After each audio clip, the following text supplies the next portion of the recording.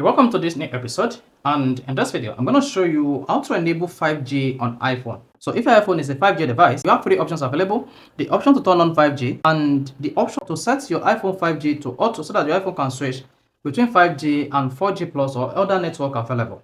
Now, to enable or turn on 5G on your iPhone, all you need to do is go to your iPhone settings. While on the settings, you want to make sure you insert SIM on your iPhone. So without SIM card inserted into your iPhone, you'll not be able to turn on 5G on your device.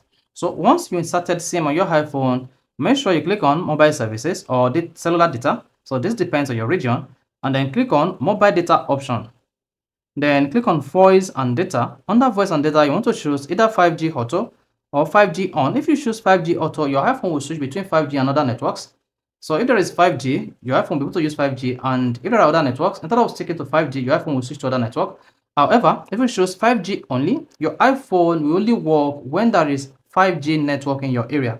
So if you're not having 5G, your iPhone will not work with the network, and if you see the network strength will be very low, or it shows there is no network at all. Now, this is LTE as well, so you can just choose 5G auto. Once you choose 5G, the 5G uses 5G only when needed for performance while optimizing battery life, and 5G on uses 5G whenever it's available, even when it may reduce the battery life or performance. 5G may impact battery life and reliability of some voice calls and data. So for reliability, you need to turn on 5G. So if this is helpful, if you want to learn about that, don't forget to subscribe to the YouTube channel for more quality videos just like this.